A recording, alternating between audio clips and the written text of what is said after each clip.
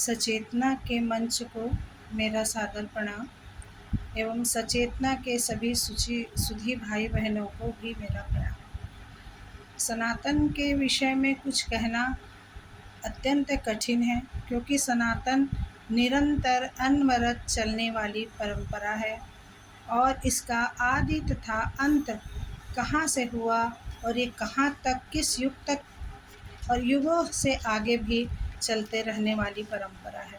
इसलिए यह इतना बृहद विषय है कि इस पर हम अपनी अल्प बुद्धि से प्रकाश नहीं डाल सकते हैं, परंतु जो सदा से हमारी भारतीय संस्कृति जिस धर्म को धारण करते आई है, जिस नियमों का पालन करते आई है, वह सनातन परंपरा के अंतर्गत आता है।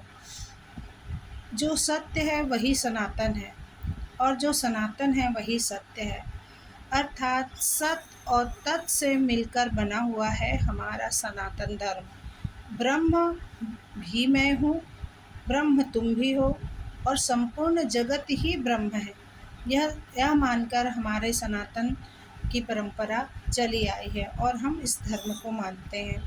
आखिर में सत्य क्या है, जिसका न आदि है न अंत है, जो पहले भी था और हमेशा रहेगा, वही सत्य है और जो सत्य है वही तो सनातन है। सनातन धर्म में मैं भगवान शिव के बारे में कुछ अपने विचार व्यक्त करना चाहूँगी। इसका आधार शिव महापुराण है और साथ ही साथ वायु पुराण में भी कुछ उल्लेख है, जिसके आधार पर मैं अपना यह छोटा सा आलेख प्रस्तुत करना चाहूँगी।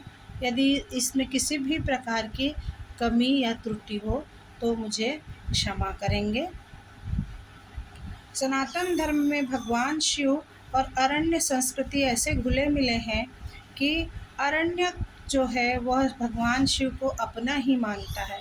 आदि देव हैं शिव। किसी भी पृथ्वी के किसी भी जगह पे जो भी आरण्यक संस्कृति है वो कहीं न कहीं किसी न किसी रूप में शिव से जुड़ी हुई है।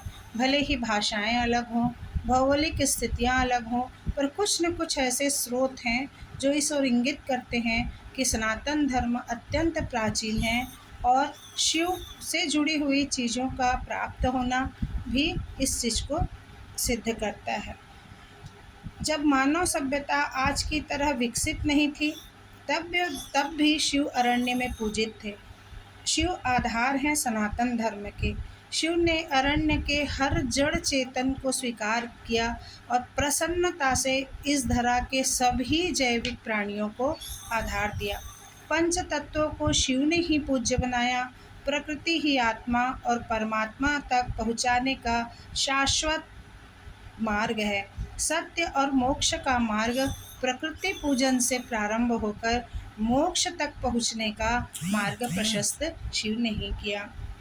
शिव स्वयं स्वयंभू हैं, इसलिए सनातन धर्म में शिव आदिदेव हैं।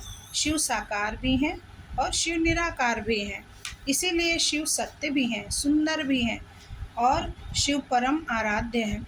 सनातन धर्म निरंतर चलने वाला धर्म है और यही निरंतरता स्वयंभू शिव को पूजन के द्वारा हम यह प्रमाणित करते हैं कि हम सनातन धर्मी हैं।